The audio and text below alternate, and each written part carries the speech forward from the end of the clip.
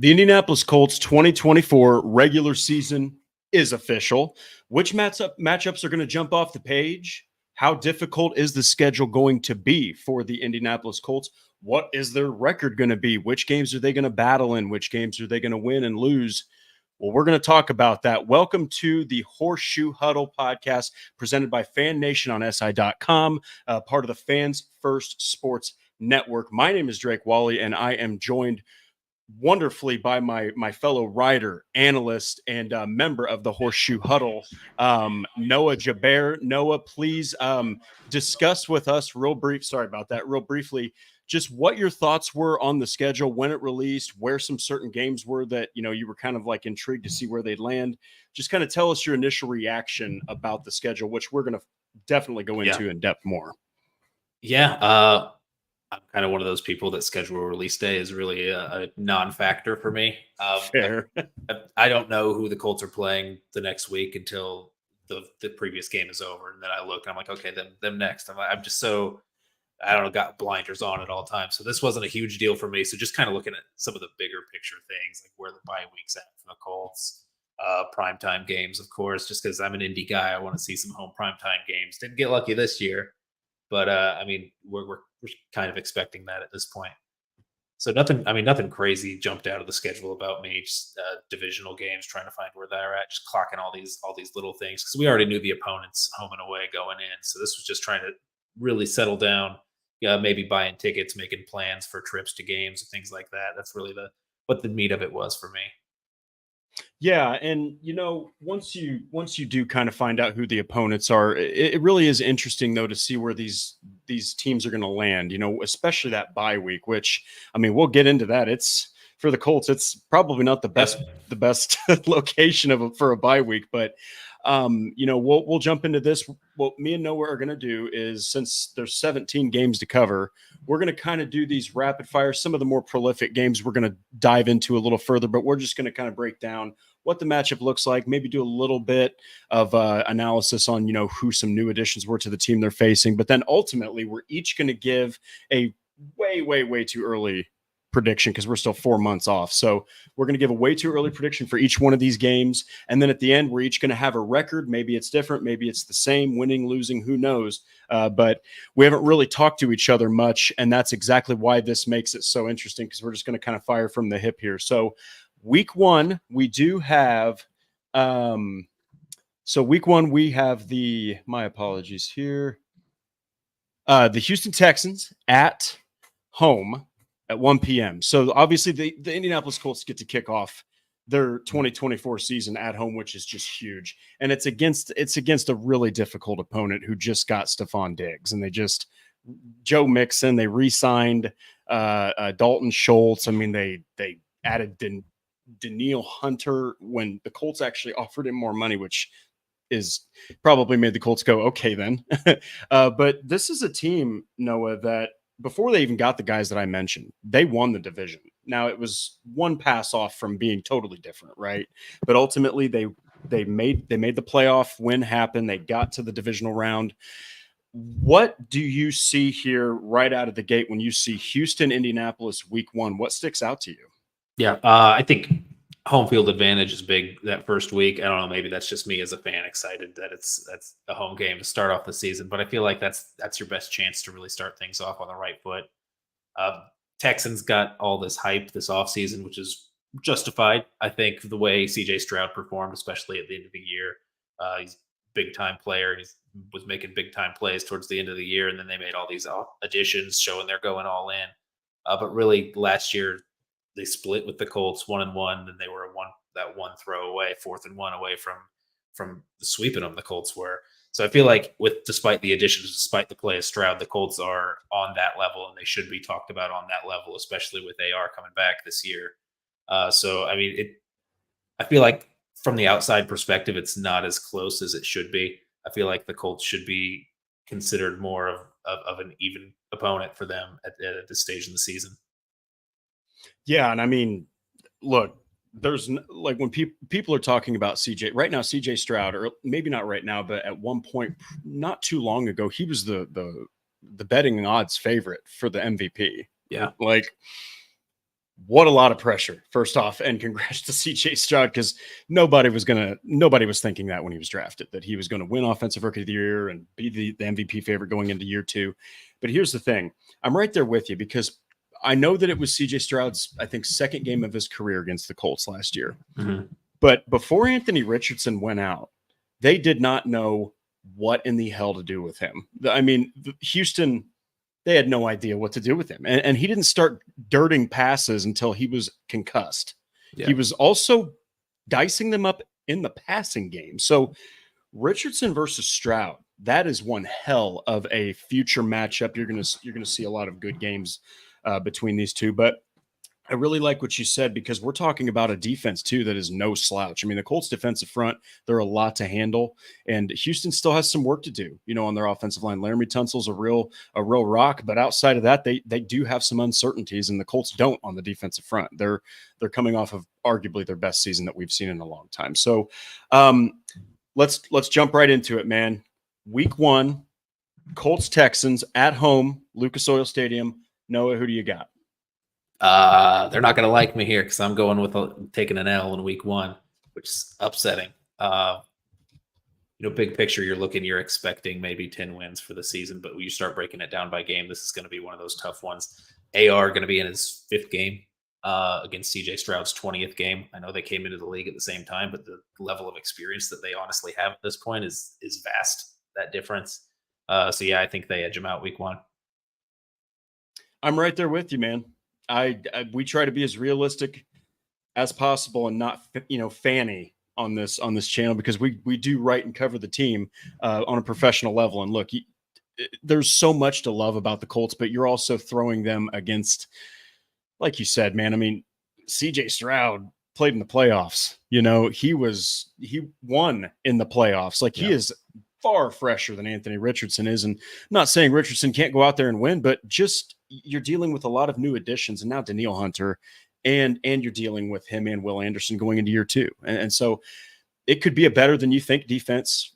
Derek Stingley is fantastic. Jalen Petry's fantastic. AR is going to have to work for those wins. And I'm right there with you. I don't think that he's going to get it done this time, but hey, starting out 0-1, it's not the worst thing, but ever since the NFL started making the schedule divisional games at the start and finish, it sucks to lose that first game. And before we move on to the next game, how many years in a row is that now that they've lost the first? Will this be man, I don't know. It's the curse. 10, 11? When the schedule is coming out, you're like, I hope it's not Jacksonville at home too, because then you're double cursed on week 1. Yes. Yeah. Very fair. Very fair. Well, hey, you know what? We do have to be honest. And so me and Noah both agree that the Colts are going to drop that first game. The second one, though, is intriguing. This is where it really starts to kind of get a little bit, that cross-conference stuff is always a lot of fun. And they're going to be at Lambeau, against the Green Bay Packers, who might have had the quickest rebuild I've ever seen. Ever. And they don't have Aaron Jones, but now they've got Josh Jacobs, who's more of your true running back. Jordan Love is coming off of a great year. They've always got a stout defense. But the Colts have had success against Green Bay. Now, I know this is long ago, but Andrew Luck was 2-0 against Aaron Rodgers. I'm just saying. So they've had success at Lambeau, but that was a long time ago. Outside of AR versus Jordan Love, what do you see here like that sticks out to you? Because it could be one of those games that ends up being like 17-14 is what it seems like to me. Yeah, I mean, the Packers defense completely rebuilt at this point. One thing that I kind of see, just digging around, just kind of past statistics of what happened last year with the Packers, and I really think that the Colts should aim that trajectory. I feel like the 2024 Colts should aim to be the 2023 Packers, and that should be a legitimate expectation for them. Super similar in structure. I mean, the EPA on the defenses were pretty similar last year. And Colts defense, I feel like, while the offense is going to be a huge question mark with Anthony Richardson, the defense, I feel like, is just as much of a question mark in terms of how their play fell off at the end of last season. Just to see if the changes that they made in the offseason are enough to really change the tide and make them play better. So I do feel like it's a super intriguing matchup, because I feel like this year the Colts should be what the Packers were last year. If the Packers didn't make a step up in the offseason, which is arguable, maybe you kind of bank on Jordan Love progressing with more experience in the league. But I feel like it is a good measuring stick to see kind of where the Colts are in that kind of rebuild trajectory that I think they're following. Yeah, and we actually have let's see, Sir Enzo Hernandez thinks that the Packers are going to win that, and then he says 1v1 after 2. Okay, so this one's tough because the Packers' interior defensive line is just terrifying to try to run the ball up the middle on and everything. But I like this matchup, and I like this matchup because I think there's going to be at least a little bit of drop off from this Packers team because defenses are now going to be able to catch up at least a little bit to this insanely young receiving core that they had. And just these guys that came out of nowhere, they did continue to add in the draft, even some guys that I think could start, but it's going to be gritty. It's going to be run the ball. You're going to get that run the damn ball mentality, I think, in this game where they kind of had it against the Steelers last season without Taylor, where they had, I think, Goodson and Trey Sermon. So prediction time, man. We got Packers are going to defend home turf against Indianapolis. Jordan Love versus Anthony Richardson. Way too early. Who do you got? So last time, it was 8 years ago, the Packers played the Colts in Lambeau. I was at that game. I believe it was Deji Kareem returned a kickoff for a touchdown. I believe that's a throwback. I don't think the same luck happens. I think the Colts go 0-2 at the beginning of this year. Very fair. And this is going to be one of those games that's just gonna go down to the wire. But I'm going to give them a win, and it's really not even that much of a disagreement because I think that, but we're not giving scores because that's torture to fit all that into an hour.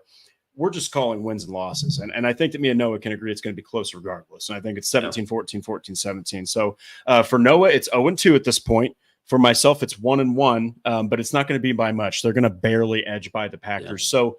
So next we have got Caleb Williams is going to be making a trip to Lucas Oil Stadium. And look, man, Chicago is a way different looking team now out of nowhere than when they were, led by Justin Fields. They have pretty much the same coaching staff, but you're looking at a team that they're intriguing. They could be way better than people think. It all depends on how fast Caleb Williams hits the ground running, but I think the Colts could give him a lot of issues. So what are your thoughts on this matchup? Do you think that Chicago is going to bring it, or do you think that the Colts are, potentially going to have an edge? And what kind of matchups do you like? Yeah, I think the obvious is Anthony Richardson versus Caleb Williams. When you're looking at this, my more impressive or more important matchup, I think, is the Colts defensive line against Caleb Williams. Whether they can get in his face as a young quarterback, making what would be his third start at this point. And I do think that the Colts defensive line is going to be a little bit too much for him to handle. I know the Bears reloaded on their pass catchers. They've got Keenan Allen and Roma Dunze they just drafted coming in to add more firepower for Caleb Williams, but the Colts have definitely a young, unproven secondary. I'm not sure that he's going to get enough time in the pocket to test that unproven secondary with the matchup between the Bears O-line and the Colts D-line. Yeah, and look, Caleb Williams looked great. All right, obviously, he is a very polished prospect, regardless of how you feel about his lifestyle. One hell of a football player. I just think that you're seeing Caitlin Clark with it in the WNBA, 10 turnovers in a game. Yeah. It's the pros are different, man. And Caleb is going to be dealing with, at that point in his third career game, arguably the hardest defensive line up to that point. You're talking, we had a YouTube short about it. Do you think this is a top 10 defensive line if it all, adds up correctly? Yes. And they could give a lot of quarterbacks issues. So they do have guys in the backfield, though, like Khalil Herbert and DeAndre Swift, which, by the way, I love that combination of running backs. But I'm right there with you, man. I think that Caleb Williams is going to struggle. I think you might even see a fumble, a turnover, an interception thrown. Could be a game where the cornerbacks can, potentially slow down a guy like DJ Moore just because they've got that pass rush. So, well, as we've been doing, man, we'll let you decide first. Prediction time, win or loss, and, real brief description why. Yeah, no, I'm going with the first win of the season there for the Colts. I just think the defense is going to be too much. You're playing that. We had a discussion on Monday about the defensive scheme that we're running here with Gus Bradley, and I feel like a quarterback like Caleb Williams without that experience and a guy who kind of likes to create, to run around and make plays, I feel like you can take advantage of that if you're staying disciplined limiting all the deep plays with explosion, and then you're just taking advantage of any missteps that happen in the intermediate game or the timing based game. And I feel like the Colts can take advantage of that.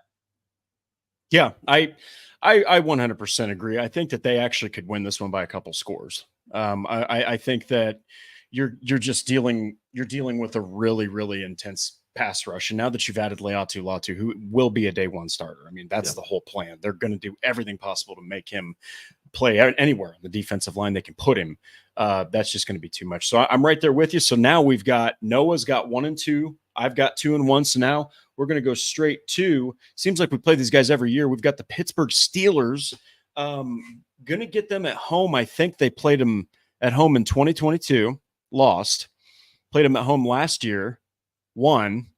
Now they're playing them at home again. So Noah, this is a matchup that for a while was awful for Indianapolis until last year. But you have Russell Wilson now. It is no longer Kenny Pickett.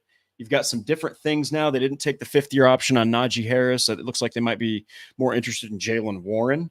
But what do you think? Do you think this is a repeat of last season? Do you think that things are going to be different now, maybe easier with Richardson and a healthy Taylor? What are your thoughts on this one right out of the gate? Yeah, I mean, things are definitely going to be different with Richardson and Taylor in the lineup. That changes the whole complexion of what the offense is going to be able to do.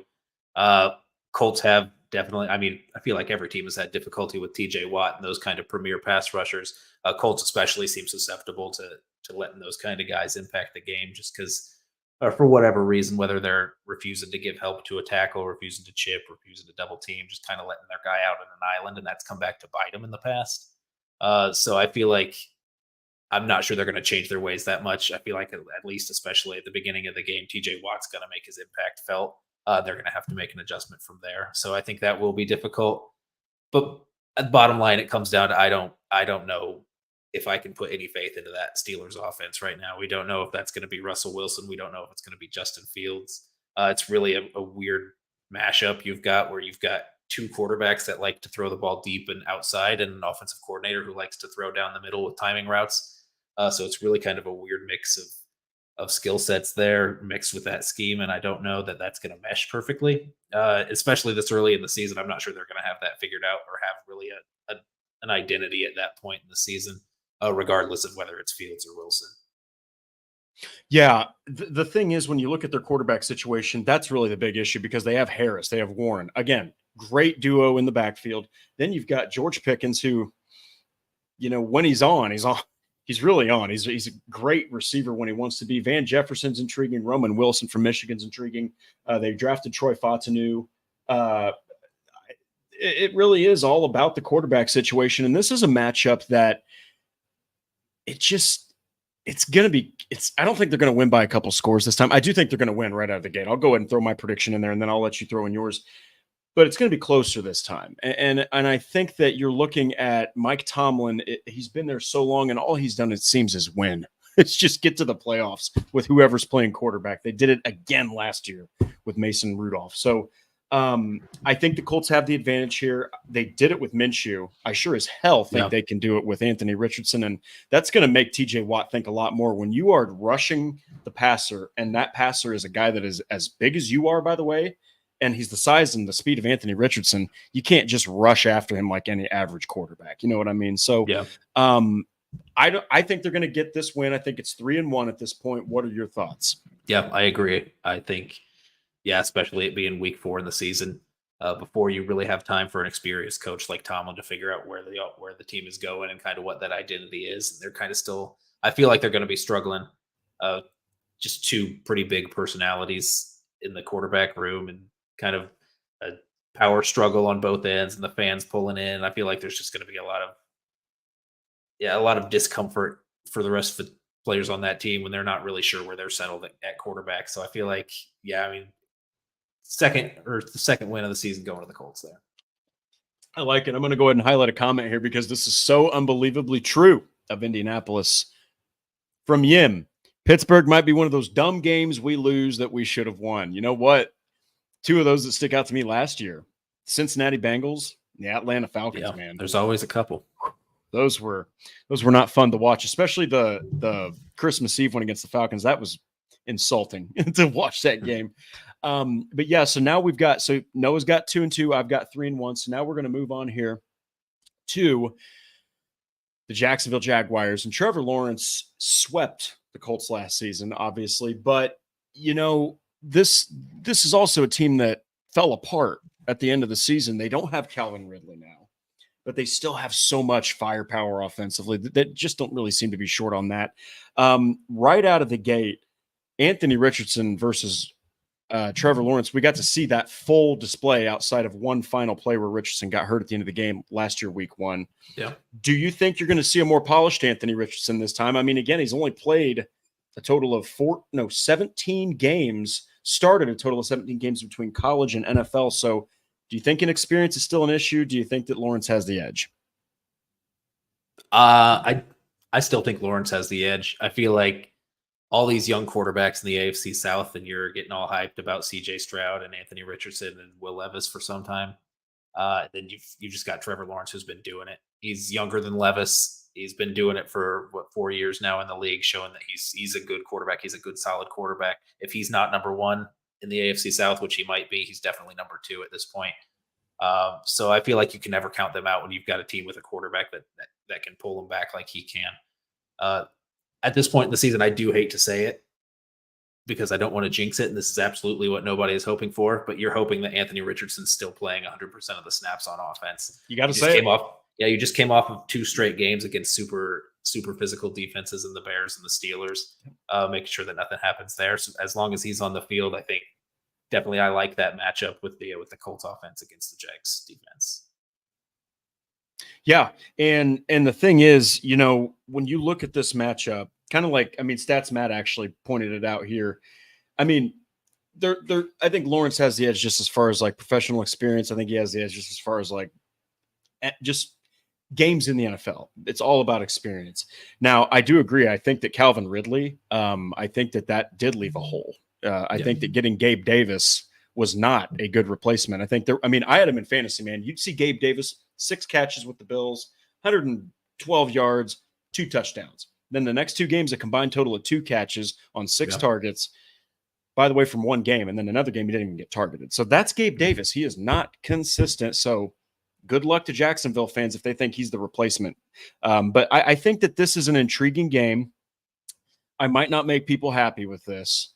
But you know what? Actually, you know what? I'm going to let you go ahead and give your prediction. I think that you kind of summarized it, but just go ahead and give a win-loss prediction right here for, it looks like, week 5.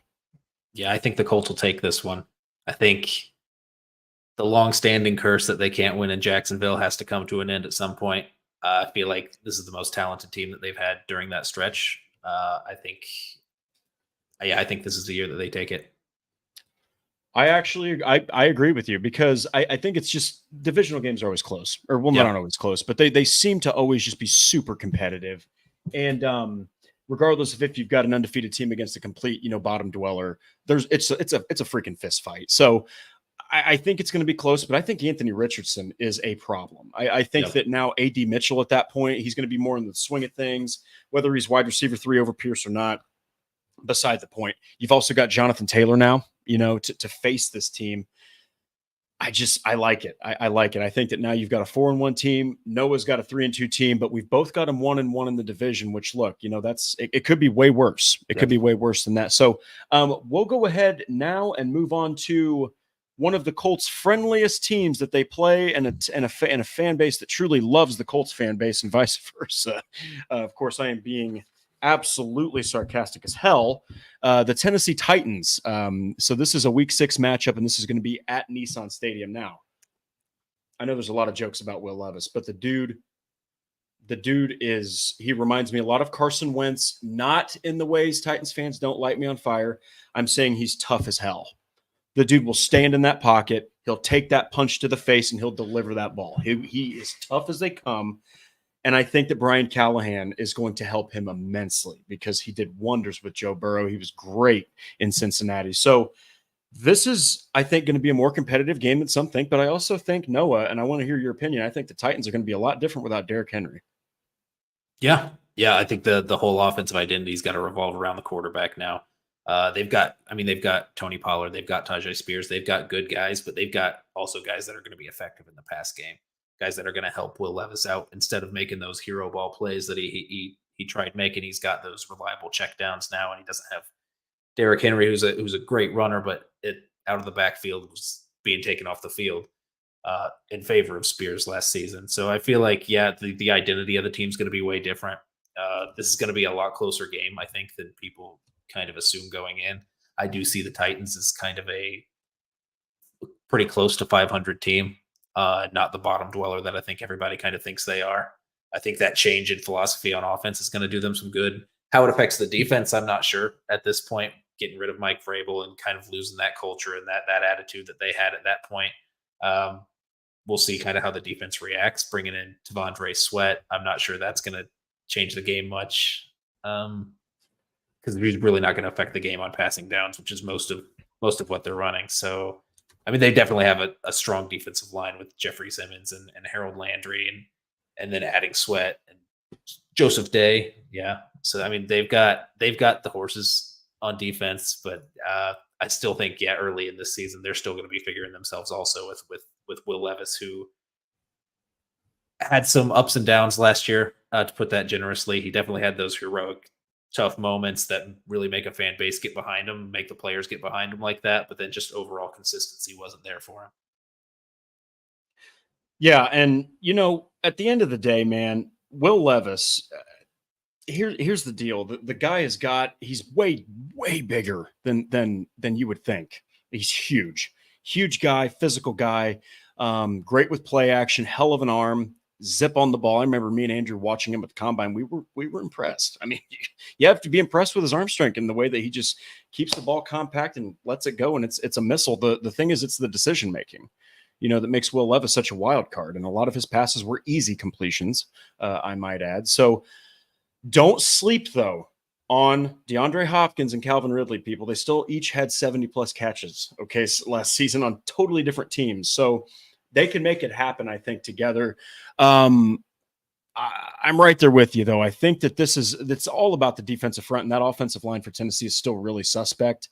I don't think that you can – Derrick Henry made up for a lot of issues, man. I mean, he really did. And so did Mike Vrabel. Not saying Callahan can't.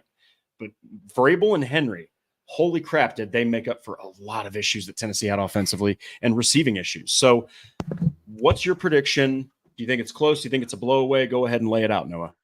I think it's close. And I was really tempted to give the Titans the win here. I don't think they have it. I think the Colts are gonna be too much for them. I'm gonna say it. I respect almost. There's always one, just like you said, Yim said, there's always one that you feel, or one or two every year that you feel like they should have won and didn't come away with. In a divisional game, I feel like that's amplified. Anything can happen there. Just the familiarity with these guys. So, I think the Colts hold on. Yeah, I absolutely agree with you. I think that Indianapolis is going to get this win, but again, it's going to be a grinder. I mean, and we're not even mentioning that Tennessee does still have some dogs on the defensive front with Jeffrey Simmons and Harold Landry Jr. They do still have Chickasee Okonkwo, a good speedy tight end. But I just think Will Levis needs to learn to maybe not make certain throws. Sometimes the best decision is the easy one, and Levis loves his arm. Let's just say that he loves that arm and always believes in it. So right now, Noah is let's see. Noah is 5-2, I believe.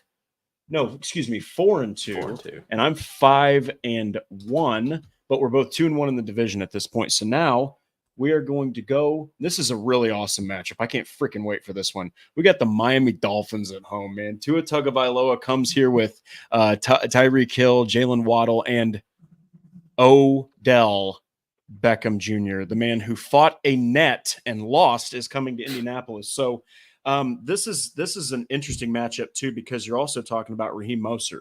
You're also talking about Devon Achane. I mean, this is a really good offense who totally crapped in the playoffs, right? But that was then and this is now. And they seem to have a really, really speedy bunch, but it's going to be on some of the Colts defensive backs to have to win one-on-one. And it looks kind of like a mismatch maybe for the defensive backs for Indy. What do you think?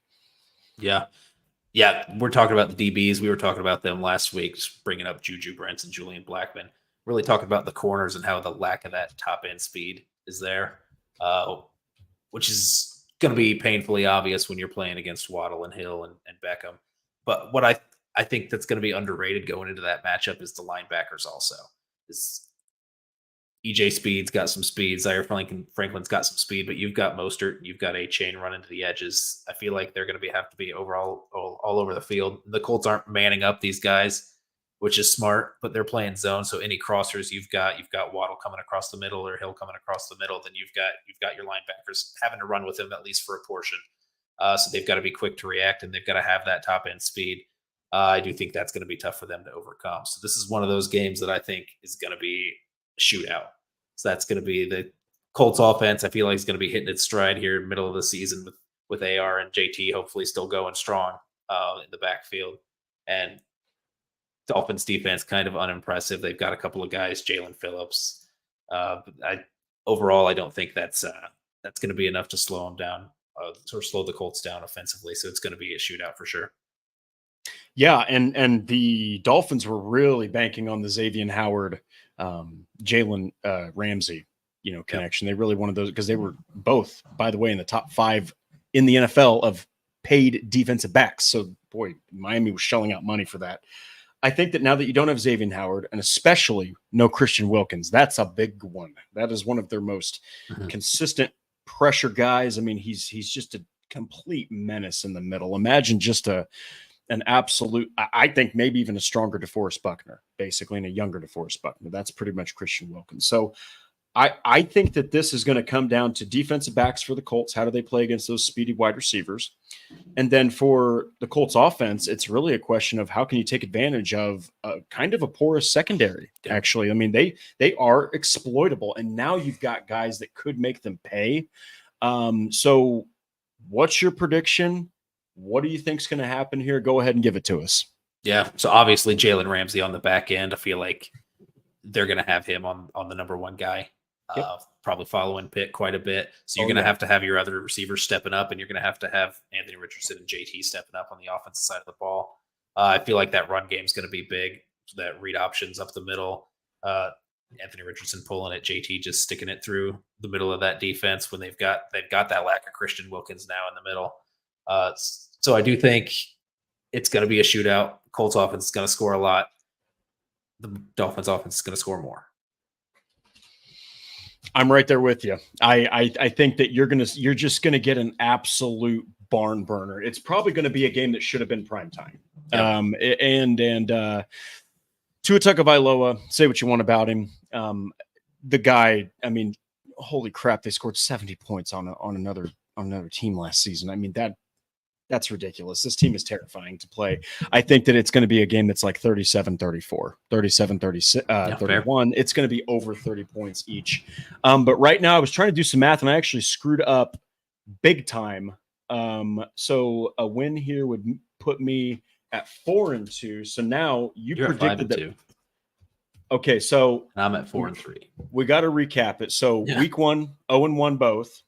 Week 2 against the Packers, 0-2 for you. 1-1 for me. Chicago, 1-2 for you. 2-1 for me. Pittsburgh, we both agreed they're going to win, so that's 2-2 for you. 3-1 for me. We both agreed. No, you said they were going to beat Jacksonville, didn't you? Yes. Yes.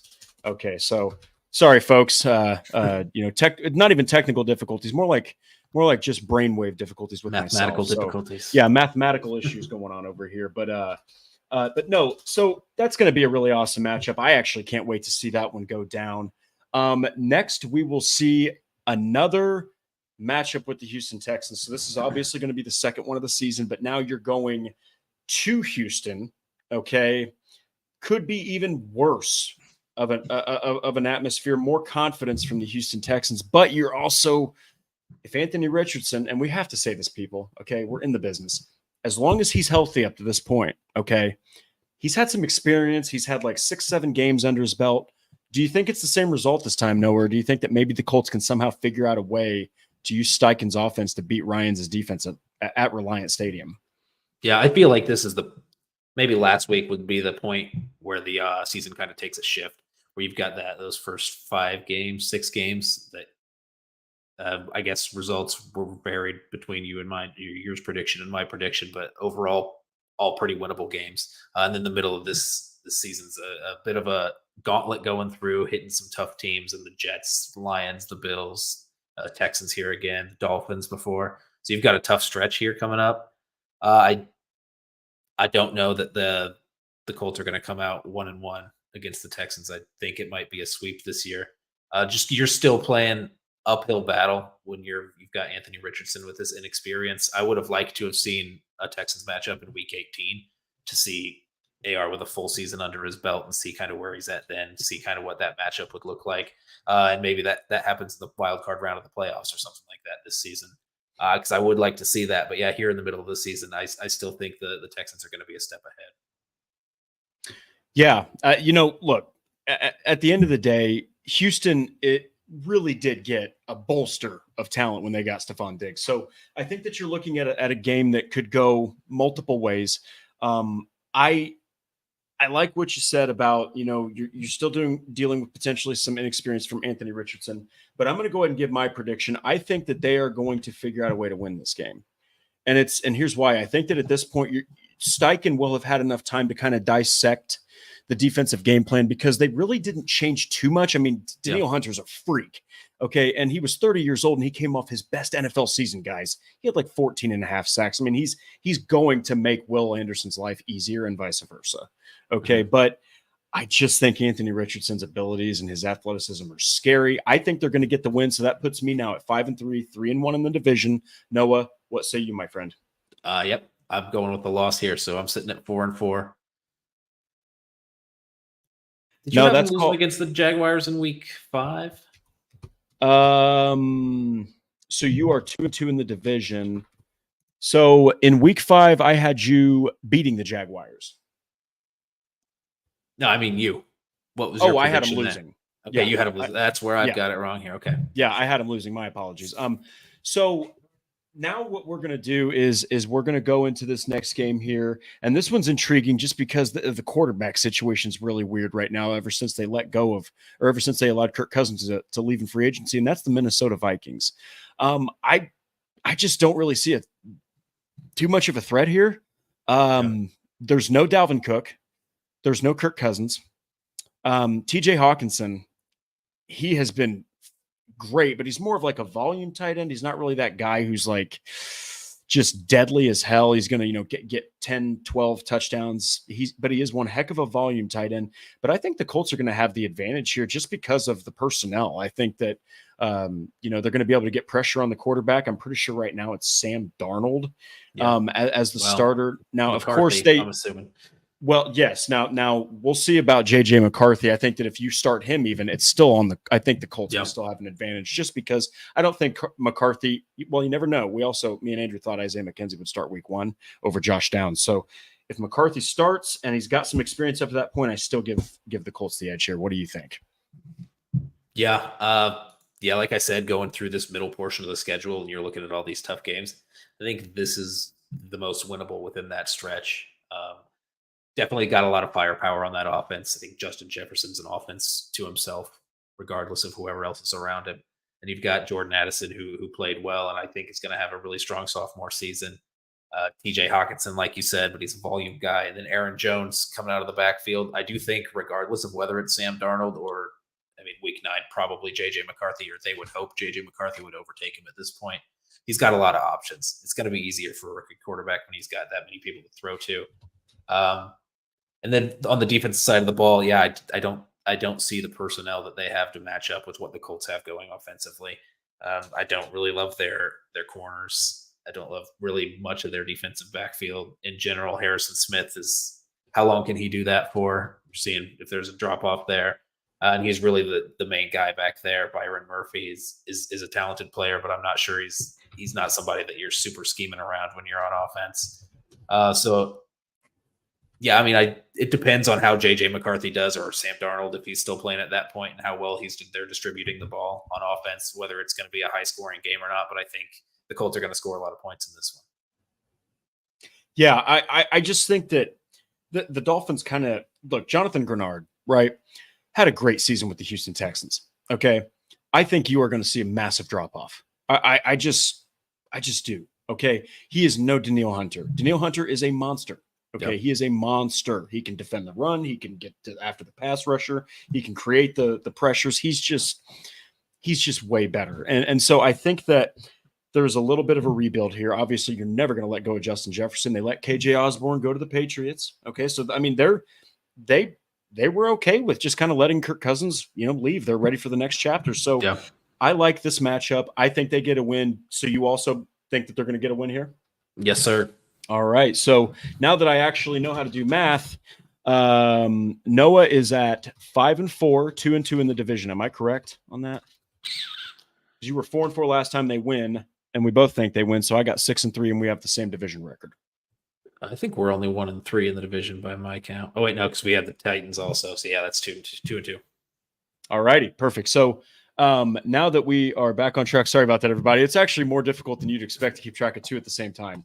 Now we've got a real awesome one. So pumped for this one. Another one that could just have primetime written all over it. And I know that we're kind of like, we got to kind of start rapid firing some of these here. But so the Buffalo Bills, Josh Allen, Anthony Richardson potential here. Josh Allen said he thought on Twitter, I can't remember who he was interviewing. It might have been on ESPN or one of the sports talk shows, but he felt Anthony Richardson had the best arm in the NFL. So there's a lot of respect here. And, I think that you're going to have a quarterback duel that might actually be more of a defensive battle than you would think. So who do you think has the edge here? Do you think that now that there's no Diggs and a lot of defensive pieces missing, the Colts could take advantage of Buffalo? Is the Buffalo era of dominance over? What do you think? I don't think the Buffalo era of dominance is over until Josh Allen hangs it up. I think when you've got a quarterback that good, who I think is the second best quarterback in the NFL, and I'm not sure it's that close, then you're always going to stay in it. I know they're reloading with a lot of pieces, a lot of players gone, veteran players, Jordan Poyer, Micah Hyde, Mitch Morse. You've got these guys going, Gabe Davis. But I feel like you're bringing in a couple of people that you can hope can replace them at a somewhat similar level. And I'm not sure that's going to be the case, but I think that Josh Allen can carry this team as far as he can take them. I feel like that's going to be the difference in the matchup here. Yeah, and don't forget, man. I mean, look, Khalil Shakir, he was one of those guys that really broke out, and he could have a big Shakir guy, yeah. Dude, he could have wide receiver 1 written all over him. Okay, so I think that they're confident in him. Curtis Samuel is looking for, he's got his best situation he's ever had in his entire career. And then Keon Coleman, man, he's got every chance now to prove with one of the best quarterbacks that the teams that passed on him, they need to pay. So I'm right there with you. It sucks, Colts fans, but Josh Allen is magic. And I also think that the Dawson Knox, Dalton Kincaid 2 tight end sets are going to that's a big issue to deal with those two at the same time. So I think the Colts are going to get beat here, not by much, but do you also think that they're going to drop this one? And I think Allen's going to probably pull it out at the last second, probably run it in himself. Yeah, I think the Colts have a little bit of an advantage because it's a home game, but I don't think it's going to be enough. Very fair. So Noah goes to 5-5. I go to 6-4. Those are very realistic and down to earth predictions, if I have to say so. So now that we're going to kind of start going a little bit quicker here, we do have the one designated primetime game. Now the Colts do have 2 at the end that we'll talk about that are currently like movable. They're TBD, but this one is intriguing because the NFL loves Aaron Rodgers. Let's just say that.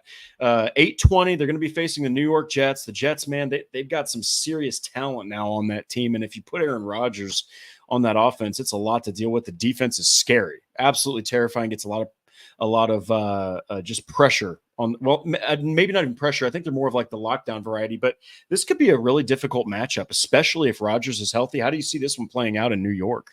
Yeah, I think Rodgers being healthy is huge.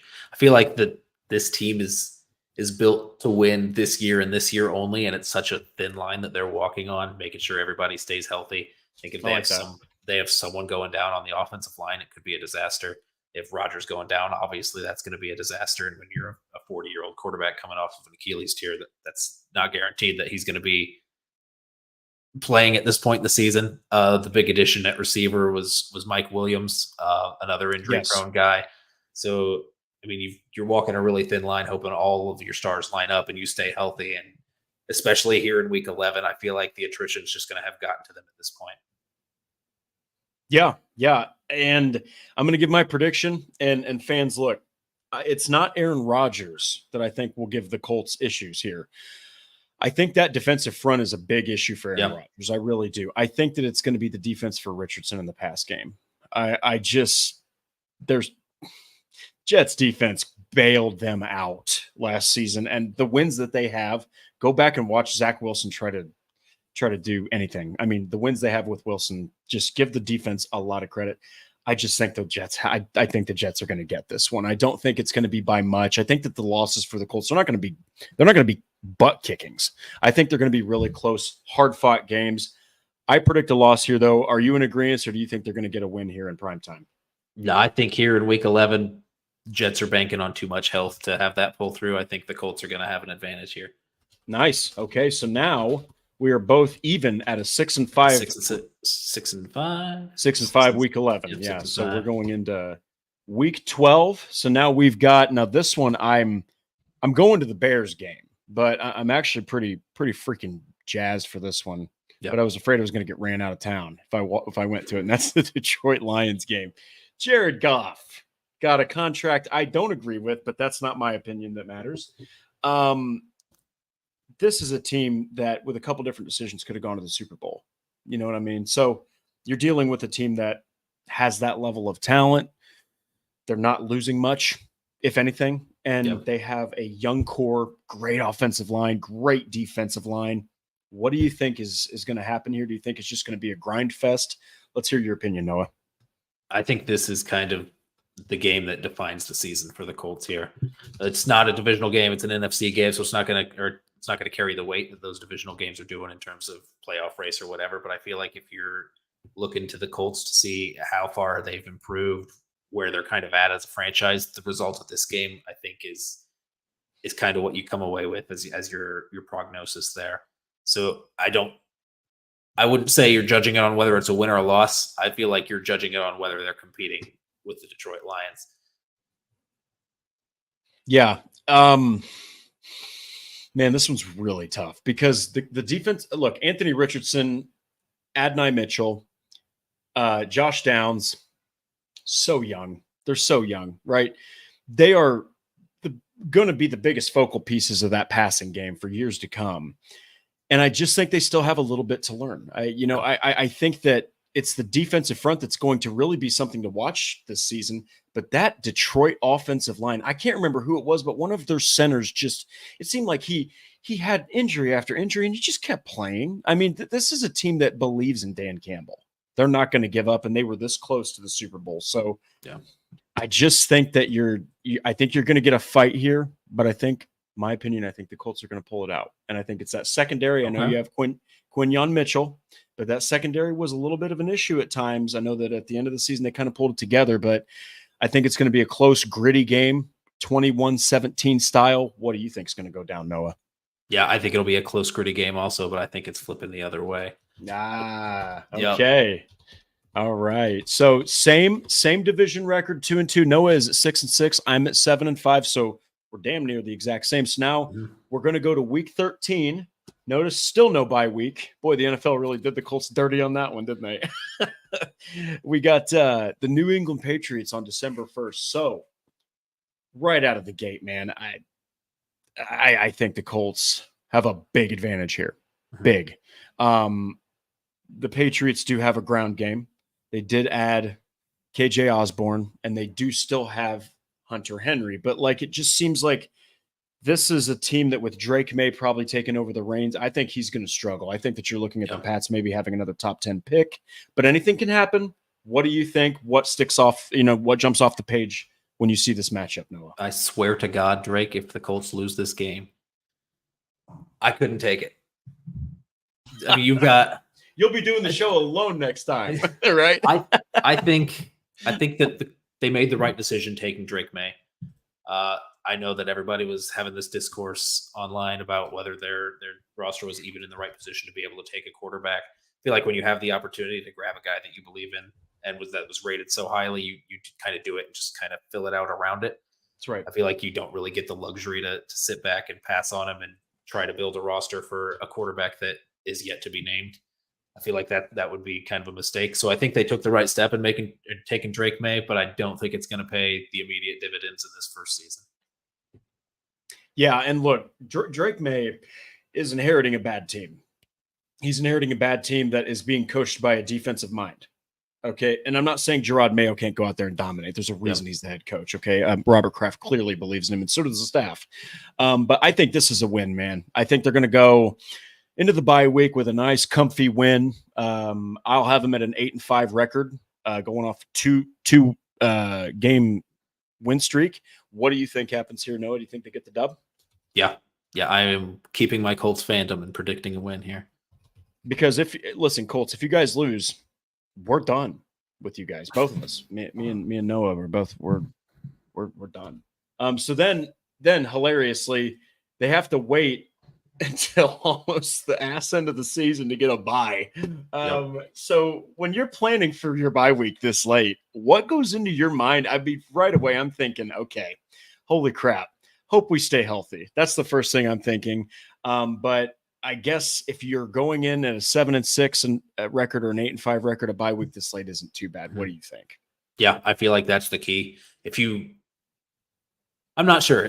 I'm not sure what the players would say if you asked them whether they wanted something in the middle or something late. I think late looks bad when you've got that run of 13 games with no breaks, and that definitely is going to take a toll on some of these players. They're going to be playing through injuries probably at week 4 and have to push through it for 8 weeks, which is going to be rough on them. But I mean, when you get it this late in the season, it kind of depends on the momentum that you've built up. If you're kind of getting hot and on a run, I'd feel like you don't want to break that up at this point in the season either. So that maybe then a midweek bye or a mid-year bye would be better. Overall, I don't dislike the bye week placement here, though. Yeah, it's a little late. You're getting your break really, really, really, really unfortunately deep in the season. But hey, if they can go into this with a winning record, I mean, that makes it even more sweet. So then they're going to come out of this, though, and while they're facing a team that has a new signal caller, who I drafted in a fantasy league, by the way, hopefully it's not a terrible decision. Same. But you're going to a place that has insane altitude, really hard to play at, and that is Mile High Stadium. Now, this is an interesting matchup. I don't like it for the Colts. I don't know why. I know Bo Nix is going to be the starter. I just think Sean Payton, there's just something about him. He figures things out. It's a really difficult place to come out of a bye week and have to go travel to play. Yeah. They always have a weirdly decent defense at the worst. What do you think about this matchup? This could really go multiple ways. Yeah, I feel like the Bo Nix thing took a lot of heat. Without the Michael Penix pick in the draft, that Bo Nix pick would have been the most shocking pick that happened in that first round. Yes. But in the back of my head, I'm just like, what if Sean Payton's right, though? I'm not so sold that it was the wrong decision. I feel he got to pick his quarterback. So. Yeah. Well, I mean, he did pick a quarterback. It was the fifth one that was picked. So I don't know if he got to pick his. He'll tell you he picked his. But maybe it was his all along. There was all those comparisons after the draft that, what I felt about Patrick Mahomes, I feel about Bo Nix, which was crazy to say. Yeah. Put that kind of projection on a guy that early. So there's always that in the back of my mind. What if Sean Payton's right, though? And this is the next Drew Brees. But I'm not seeing it, especially not in year one. Yeah. I think that the Colts have a pretty solid advantage here. I do love me some Troy Franklin. I think it's pretty awesome that they got him. But I think the Colts are going to get a win here. I know it's I don't like the matchup, but I just think that defense is going to be able to take advantage of Bo Nix. What do you think? Yeah, I agree with that. The Broncos defense is going to be tough to deal with, but I think the offense is not going to be super tough to deal with. I'm not sure what it's going to be looking like at this point in the season. It's really anybody's guess at that point. I do like a lot of players on their offensive line. I feel like that's kind of a good situation for Nix to be in, but I don't like their pass catchers. I know you were a Troy Franklin guy. I was not so much a Troy Franklin guy. I just feel like he's not going to be winning at the catch point the same way he was in college at kind of his body index that he has. So, yeah, I'm not sure he's going to come in and provide that instant impact for him. So I think the offense is going to be weak. The defense is going to be strong. And overall, the Colts are going to come out on top. Very, very, very fair. So we got Noah at 8-6 with the 2-2 record in the division. I'm at 9-5 with the same in the division. We have 3 more games here. We're going to kind of rapid fire them. We've there's just so damn much to talk about. We're pushing our limit here, Noah. So we've got Week 16, Tennessee Titans. This one is now at home. What do you think happens here? Do we have a similar, situation to the first one? It seems like sometimes these divisional games you win at the other person's place.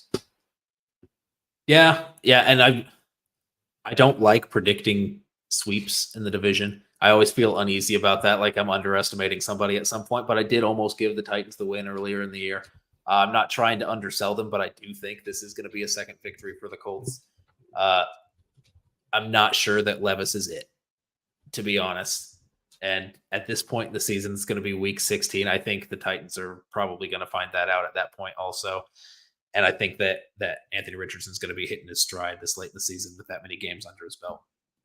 Yeah, and look, I know that we got to kind of go quickly here, but Ryan Tannehill won Comeback Player of the Year. Okay, I think it was. He had Derrick Henry. Yeah. All right. Again, really makes up for a lot of issues. Okay. You don't have that anymore. Levis had his 4-touchdown game, started his career. Guess what? So did Marcus Mariota. Started his career with 4 touchdowns against the Saints. Okay. You never know what's going to happen in the next year. There's a lot of sophomore slumping going on, that goes down. So I like this too. I think the Colts are going to get a win. I do think Tennessee's going to fight Indianapolis. Will Levis, his future, is it with the Titans? We'll have to see, but I do think Indianapolis has the advantage there. So now we're going to go to the last 2 games of the season. Now, these are interesting. These are currently TBD as far as time and date, if I'm not mistaken, but love this matchup. Still pissed that Kayvon Thibodeau did a snow angel when Nick Foles' corpse was convulsing on the ground in 2022. But this is going to be an interesting matchup. I think that it has grit written all over it. What do you like about this matchup for the Colts? Do you think they can pull out this one? I like Daniel Jones in this matchup. I like that the Colts are playing Daniel Jones in this matchup, is what I meant to say. So yeah, I think. Yeah, I'm not sure that the offense is going to be there for the Giants. You're looking at the TBD, these flex games here in week 17 and 18. This is not going to be a flex game. I don't think that it's going to be interesting enough. I don't think the Giants are going to be playing interesting enough football to be put into a primetime spot. It's not a division game or a conference game that's going to have a ton of importance on the playoff race. So I do think this should be a dub for the Colts. I like that. The thing about Daniel Jones, first off, he didn't ask to be picked where he was. Yep. He didn't ask to get a $40 million a year contract when he shouldn't have had it. All right. He didn't ask to have Saquon Barkley go to the Eagles. Okay. So going back to Saquon, you're talking about his best receiver. Okay. Yep. So he's gone now. I think it's open season on Daniel Jones. It's no offense to him. I just think you're going to see that he's not a franchise quarterback this year. Yep. I think Malik Neighbors has a lot of work ahead of him. When I think they're going to get it by a couple scores potentially. New York is kind of falling apart. The G-men are. And now we're going to get to the final game here as we wrap up our episode. We'll get to our overall record and then kind of briefly discuss what we've been working on. But we do have the final game here. And as now the NFL does, you start your schedule with a divisional opponent. You end your schedule with a divisional opponent. Nobody gets to sit anymore. What do you think happens here, man? I mean, you've got them at a 10-6 with a 3-2 record. I've got them at 11-5. With a 3-2 divisional record. Do you think that they break even, or are they going to finish with a winning divisional record? This is tough.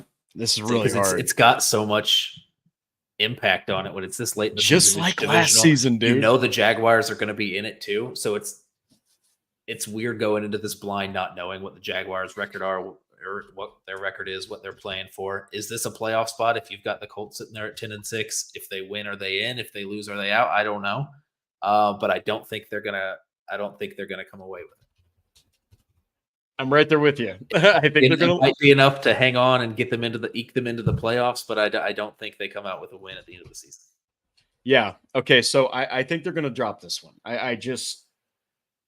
Everyone says what they want about Trevor Lawrence, man. Doug Peterson, though, he's just a magical coach, man. There's just something about him. He really knows how to coach the quarterback position. And Lawrence has had the Colts' number. Say what you want about the guy. He's pretty much been able to eat the Colts alive, and he did last season for the most part. So I think that they're going to lose this one. And what that'll actually finish our seasons at is the following. You've got Noah at 10-7 with a 3-3 AFC South record. Then you've got me with 11-6 at a 3-3 AFC South record. Honestly, both of those, they probably finish maybe second in the division, but if they don't, they're out of the playoffs. Do you think that that's a playoff record? I don't know, because the AFC is so tough, especially AFC North. There's got to be 3 teams from that division going in, which means that's one wild card spot left that you're fighting for or hoping to get. I'm not sure that would be enough. I think they would lose out if that's how it fell my way, at least. If they went your way, I think they've got a much better shot at getting that other wild card spot. Oh, how one win changes everything at the end of the NFL season. So that's our show, everybody. Look, we can't thank you enough for joining us. It was a grinder. I know that we went through each one of these, but everybody in the chat, thank you so much for tuning in. At the end of the day, we think this is a Colts team that has a lot of promise, man. 2024 is going to be a lot of fun. For all we know, they'll go 13-4 and get a 2-3 seed, win the division, or they'll go 8-9. And you know, they're not as good as maybe we thought they were, but it's freaking exciting to get way too early predictions going. So at the end of the day, Noah, I think that you can agree with me that this is probably the most exciting that the Colts have been in an offseason, or the most excited that many people have been about the Colts, you know, upcoming in a season in a really long time. Yeah. And what's better than a rookie quarterback that you're excited to see last year with Anthony Richardson? It's getting to see that rookie season one more time. Let's run it back. I think that's just one more year of the hype building up around him, getting you a team to flesh out around him and really kind of see where he's at and see if that's your franchise guy. I think at the end of the day, all these win-loss records that we're predicting, all it comes down to is AR the guy or is he not the guy? Yeah. Well, hey, you know what, guys? We really appreciate it. That's the end of our show. So thank you so much for joining. Like Horseshoe Huddle on Facebook. If you haven't done so, please go follow us on all of our socials. Follow at Colts on FN on X. Subscribe to the Horseshoe Huddle channel on YouTube, and hit the bell so you don't miss anything, because there's a lot of things that could go down.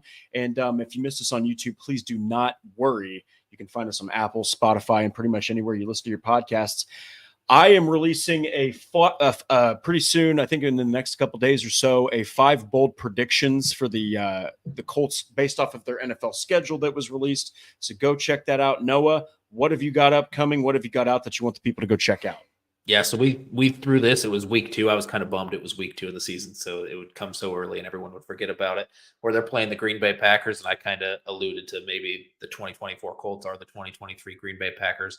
So I'm working on a piece kind of comparing those two. It's going to be a bit longer of a piece. It's going to be meaty, really kind of digging into each position group and where everybody's at with that. Awesome. Well, hey, guys, please do not miss any of Noah Gebert's work. It's absolutely fantastic. Dives really deep into the Indianapolis Colts and what you can expect for the upcoming season. So thank you so much, everybody. We will be back on Monday to discuss an intriguing position group, the tight end group. We're going to run into each one of these guys and just kind of decide, you know, who do we think is going to start at the end of the day? You know, who does what better than others? Really intriguing group to dive into for the Colts. So join us on Monday. Hope everyone has a wonderful weekend. And until then, everybody, enjoy it. Thank you so much, and we'll see you then.